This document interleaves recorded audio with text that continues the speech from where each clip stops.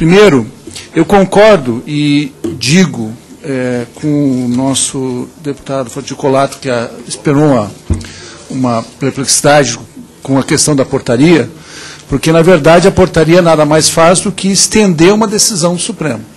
Ela não é constitutiva.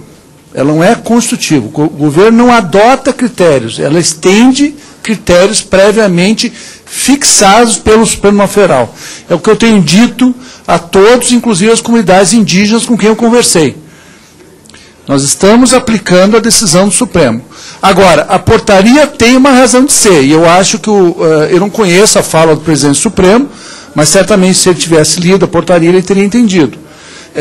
A portaria expressa uma extensão formal, porque a decisão do Supremo formalmente não se estende aos demais casos. É um precedente, mas ela não tem, a decisão do Supremo, ela não foi julgada como matéria de repercussão geral.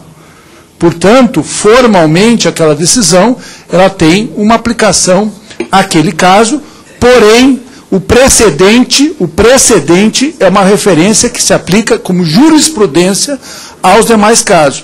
Por isso a necessidade da portaria, para, de fato, fixar dentro da advocacia pública o conjunto de orientações que aquela decisão, que me parece correta, adotou. Eu entendo que aquelas condicionantes são corretíssimas. Elas expressam um conjunto de orientações que vem a suprir, como foi dito aqui pelo deputado Domingos Sávio, vem a suprir critérios para o processo de demarcação.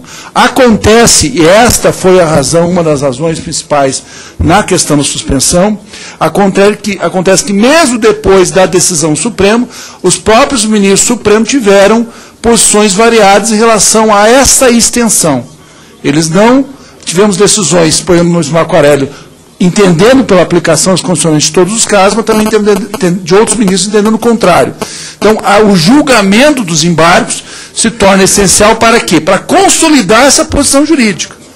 É esta aplicação que nós queremos. O Supremo Federal julgar os embargos e espancar de dúvida essa questão quanto à aplicação da própria condicionante, das condicionantes, nos garante a sua efetivação no judiciário, porque é essa instância que está sendo disputada. A instância judicial, cujo processo de decisão vai ou não aplicar essas condicionantes, é a instância que, de fato, vai consolidar. Porque não esqueçamos que não existe apenas um ator nesse processo. Nós temos vários atores nesse processo, inclusive o próprio Ministério Público Federal, eu acho que foi citado aqui corretamente, na necessidade de diálogo com essa instituição, mas que é um ator que tem iniciativas próprias. No dia do Índio, ela foi anunciada pelo Ministério Público Federal o ajuizamento de 14 ações civis públicas contra a FUNAI e a União para a demarcação, e foram anunciadas a adoção de 11 recomendações e outros 11 casos. São 35 casos cuja iniciativa estabelece por parte do Ministério Público.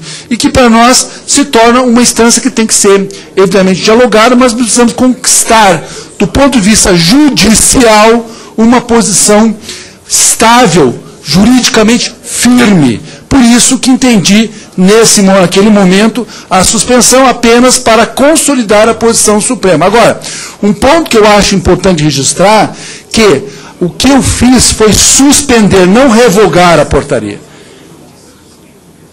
Foi suspender a portaria. E a suspensão gera, e aí é o meu ponto de vista, na sua reativação, gera uma aplicação a todos os casos que foram não decididos definitivamente desde a sua primeira edição. Ou seja, uma vez confirmada a decisão do Supremo, todos os processos de demarcação, de estudos, de homologação, todos esses processos deverão ser reanalisados a partir da primeira reedição, em face das regras fixadas, das 19 condições fixadas naquela decisão do Supremo e aplicadas a toda a área jurídica mediante a portaria.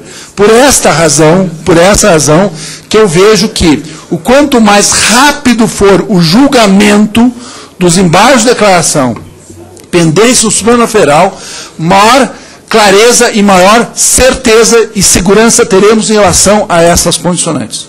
Eu não tenho dúvida e reafirmo a minha convicção em relação às condicionantes. Eu entendo que, no mérito, elas estão absolutamente corretas. Elas estabelecem regras, parâmetros que parecem adequados, convenientes e oportunos na aplicação de regras para o processo de demarcação. Agora, é essencial, e afirmo como a ministra Gleisi colocou, é essencial que o Supremo venha a consolidar essas posições, espancando de dúvidas a sua aplicação para todo o judiciário brasileiro. A decisão do Supremo, ela tem que ser aplicada não só pelo governo, ela tem que ser aplicada pelo judiciário brasileiro nas decisões que forem tomadas nos processos de demarcações, inclusive nas ações civis públicas propostas pelo Ministério Público, nas ações eventualmente existentes da FUNAI, nas ações propostas por particulares em processo de demarcação e assim por diante. Então é necessário que esse processo jurídico se consolide. Por isso, da suspensão e por isso, uma vez consolidada a reativação, retroagindo o efeito da retroação, dessa de reativação, a data da adoção da portaria. Portanto, todos os processos que foram abertos, ou tenham sido abertos, ou estejam em curso na vigência da portaria, deverão ser reanalisados pela área jurídica da União com base nesses parâmetros. Era isso que eu tinha a dizer, eu acho que respondi basicamente as questões e fico à disposição para qualquer esclarecimento suplementar.